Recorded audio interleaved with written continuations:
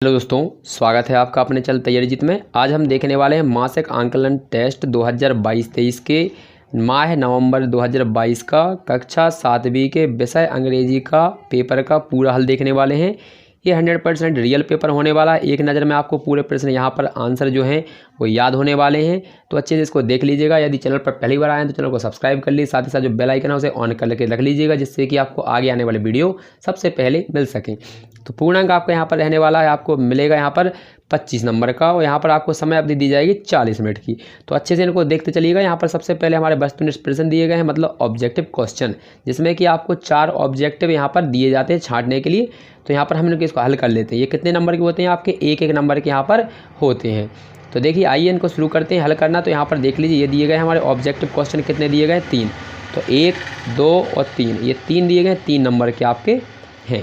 तो पहला क्वेश्चन पढ़ लेते हैं, अच्छे से देखते चलिए। ये दिया गया हमारा क्वेश्चन देखेंगे। तो पहला प्रश्न लिखा है, this place is meant for treatment of patient. तो आप समझेंगे यहाँ पर पेशेंट कहाँ होते हैं। तो ऑप्शन हमारा पहला लिखा है, स्कूल में, हॉस्पिटल में, पोस्ट ऑफिस में या म्यूज़ियम में। तो आपको पता होगा कि पेशेंट जो होते हैं, मरीज वो होते हैं, तो कहाँ पर होते हैं मरीज हमारे?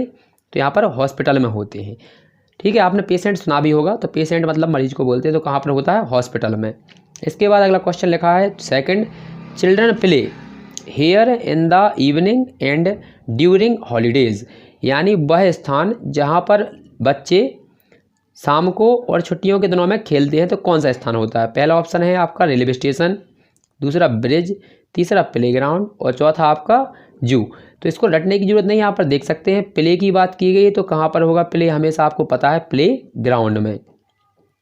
तो यहाँ पर प्ले लिखा है, तो इसमें भी प्ले लिखा है, तो आपको इसको रटने की ज़रूरत नहीं है। तो आपका यहाँ पर प्ले और प्ले आपका दोनों मिल जाएगा, तो इसको अच्छे से याद कर लीजिएगा।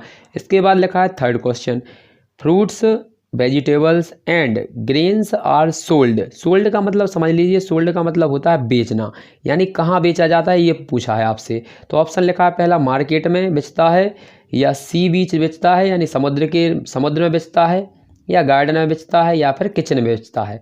तो आपको पता है कि हर चीज़ हमें, फल हो, सब्जियां हो और अनाज हो, ये हमें कहाँ से मिलते हैं? तो ये हमें बाज़ार से मिलते हैं, यानी मार्केट में बेचते हैं ये। तो इसका आंसर हो जाएगा हमारा ऑप्शन नंबर ए। तो पहले का हमारा सही था बी, दूसरे का आपका सही था सी और तीसरे का आपका सही था ए। अगला क्वेश्चन देखते हैं। तो अगला क्वेश्चन हमारा दिया गया है, यहाँ पर देख लेते हैं। ये दिए गए हैं हमारे क्वेश्चन नंबर यहाँ पर अति लघु उत्तरीय प्रश्न। ये कितने के हैं आपके? यहाँ पर रखेंगे 1, 2, 3 क्वेश्चन दिए गए हैं। प्रत्येक क्वेश्चन आपका 2 नंबर का रहने वाला है, तो ये 6 नंबर के क्वेश्चन आपके होने वाले हैं। देख लीजिए, यहाँ पर ये दिए गए हैं इनके नंबर, यहाँ पर ये अंक दिए गए हैं। तो यहाँ पर अच्छे से इनको देख लीजिए। इनके आंसर देखते हैं। पहला क्वेश्चन क्या लिखा है, देखिए अच्छे से। तो पहला क्वेश्चन हमारा लिखा है, व्हाट इज निर्मल हेरिड। ठीक है, हेरिड यहाँ पर दिया गया, तो पहला आंसर है। दूसरे का आंसर भी साथ में देखेंगे, यानी चौथा, पाँचवा, हु वर टॉम्स फ्रेंड्स, यानी टॉम का मित्र कौन था। ठीक है, इसके बाद थे, अगला छठवां है, where does the child sit, यानी चाइल्ड कहाँ बैठा है। ठीक है, तो इनके आंसर देख लीजिए। ये रहे इनके आंसर, लाइन से लिखेंगे पूरों के। तो ये रहे हमारे क्वेश्चन नंबर चौथा, पाँचवा और छठवें का answer. Nirmal Hriday is a home for the destitute, sick and dying poors.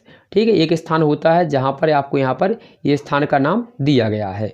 अगला क्वेश्चन लिखा था हमारा पाँचवा, तो इसका भी आंसर लिखा है, Jim and Van were Tom's friend, यानी टॉम के मित्र कौन थे? तो टॉम के आपके मित्र 2 थे, एक तो था जिम और दूसरा था वैन। तो ये इनके आंसर हो जाएंगे।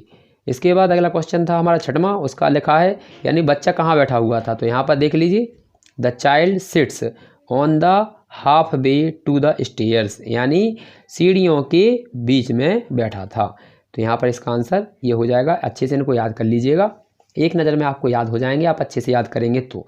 इस वाले में क्वेश्चन में केवल आपको इतना याद करना है, जिम और बैंड, इसमें करना है आपको यहाँ से यहाँ तक, और इस वाले में आपको यहाँ से टोटल यहाँ तक ही करना होगा याद। इसके बाद देखते हैं क्वेश्चन नंबर 7 हमारा क्या दिया गया है। आशा है कि आपने अच्छे से इसको देखा होगा।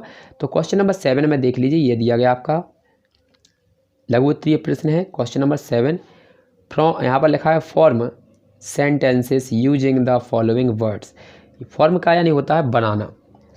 तो लाइक, नियर और हंग्री शब्द का यूज करके हमें यहाँ पर 3 वाक्य बनाने हैं, एक एक वाक्य में होना चाहिए। ये 3 नंबर का आपका रहने वाला क्वेश्चन।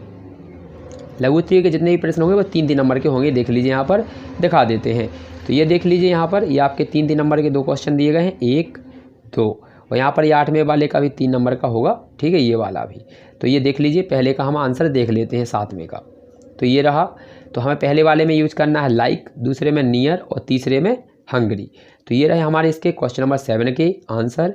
इनको रटना नहीं है, इसका अच्छे से ये आई बना है, यहाँ पर आप इस प्रकार से बना लेंगे, आई लाइक टी।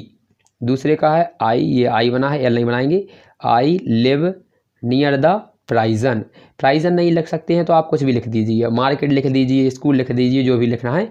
तो आप यहाँ प्राइजन की जगह पे कुछ भी लिख सकते हैं, आपको जो भी आपका स्थान का नाम है। इसे आप यहाँ पर लिख लीजिए, स्कूल लिख लीजिएगा, ठीक है, स्कूल भी कर सकते हैं यहाँ पर, यानी किसी स्थान का नाम लिखना है, यानी आप कहाँ रहते हैं, मार्केट भी लिख सकते हैं।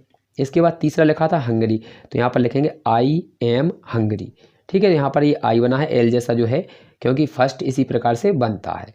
तो ये आपका हो जाएगा क्वेश्चन नंबर 7वें का, ठीक है। तो यहाँ पर ये पहले नंबर पर हमारा क्या लिखा है, आई। तो अच्छे से इसको बना लीजिएगा और अच्छे से याद कर लीजिएगा। क्वेश्चन नंबर 8 देखते हैं। तो ये रहा हमारा क्वेश्चन नंबर 8, इसको देख लीजिए अच्छे से। तो यहाँ पर क्या करना है, 8 में हमें आपको सही गलत बताना है, यानी right true false for each of the sentence given B. तो यहाँ पर दिए गए वाक्यों में से सत्य सत्य बताना है। तो पहले लिखा है Mother Teresa knew the gentleman of gentleness of the poors. तो पहला ये सही हो जाएगा, पहले का हमारा सही है, तो पहला आपका सही हो जाएगा। Tom wanted to whitewash the wall. तो यहाँ पर ये हमारा दूसरा वाला गलत हो जाएगा।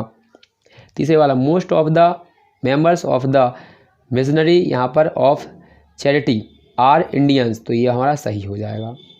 तो ये हमारे पहला सत्य है, यानी ट्रू। यहाँ पर सत्य के लिए लिखना है आपका ट्रू यानी टी, और गलत के लिए लिखना है एफ, ठीक है। तो ट्रू यानी सत्य और फॉल्स यानी असत्य, ध्यान रखेंगे। इसके बाद अगला क्वेश्चन दिया है 9। तो क्वेश्चन नंबर 9 यहाँ पर देख लेते हैं, हमारा क्वेश्चन नंबर 9 क्या दिया गया है और इसको भी देख लेते हैं। ये दिया है दीर्घोत्तरीय प्रश्न, ये क्वेश्चन नंबर 5 है, मतलब ये 5 नंबर का प्रश्न रहने वाला है, 5 अंक मिलेंगे इसमें। तो देखिए क्या दिया है, अच्छे से देखेंगे इसको आंसर करेंगे।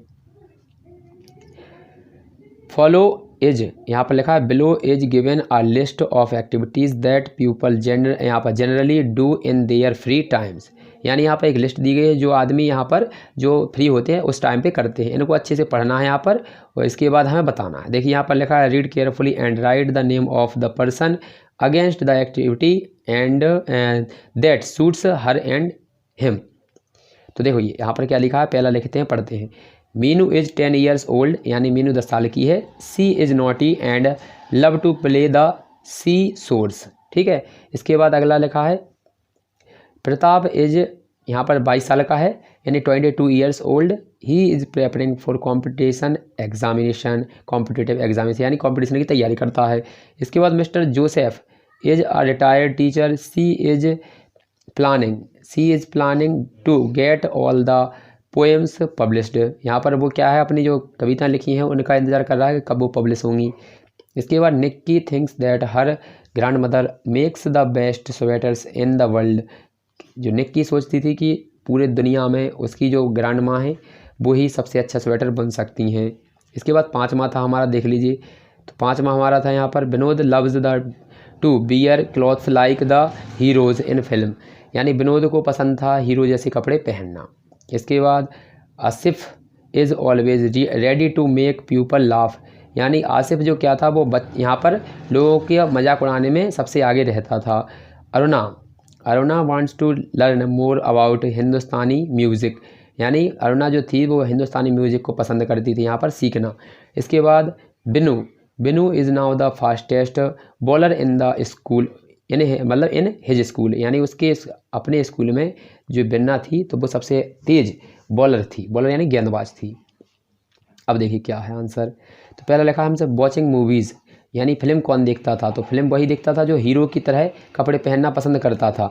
तो कौन करता था, तो यहाँ पर देख लीजिए लिखा है फिल्म्स, तो फिल्म्स को ही मूवी बोलते हैं। तो कौन है इसमें, नाम लिखना है विनोद। तो पहले का आंसर हमारा क्या हो जाएगा, विनोद, यानी पहले का आपको लिखना है इसके आगे विनोद। दूसरा लिखा है प्लेइंग क्रिकेट, क्रिकेट कौन खेलता था, जो बॉलिंग करता होगा। तो यहाँ पर देख लीजिए लिखा है बॉलर, तो बॉलर कौन है, बिन्नू। तो दूसरे का हमारा आंसर हो जाए, पहले का विनोद, दूसरे का बिनू। इसके बाद तीसरा रीडिंग बुक्स, यानी किताब पढ़ने का शौक किसको था, तो यहाँ पर देख लीजिए इसका आंसर पीछे लिखा होगा पिछले, तो इसका हो जाएगा आंसर आपका प्रताप। इसके बाद अगला लिखा है हमारा लिसनिंग टू क्लासिकल म्यूज़िक, तो म्यूजिक कौन सुनती थी, देखिए यहाँ पर ये लिखा है म्यूजिक, हिंदुस्तानी म्यूजिक, तो अरुणा, तो इसका आंसर हो जाएगा हमारा अरुणा। इसके बाद यहाँ पर लिखा है पोएट्री राइटिंग कौन करते थे यहाँ पर, तो मिस्टर जोसेफ, जो अपनी कविताओं को पब्लिश होने के लिए दिया करते थे। तो इनके सामने ही है, जिस प्रकार से ये आंसर लिखे इसी प्रकार से आपको लिखकर याद करने हैं। आशा है कि आप अच्छे से छांट लेंगे इनको। इसके बाद हमारा अगला क्वेश्चन दिया है 10, और 10 का हम आंसर देखेंगे अगले वाली वीडियो में। तो मिलते हैं अगले वाली वीडियो में, तब तक के लिए जय हिंद, जय भारत। यदि आपने चैनल अभी तक सब्सक्राइब नहीं किया तो कर लीजिए, इससे आपको आगे जो वीडियो डलेगा उसका नोटिफिकेशन आपके पास पहुंच जाएगा मैसेज के जरिए। तो मिलते हैं अगले वीडियो में।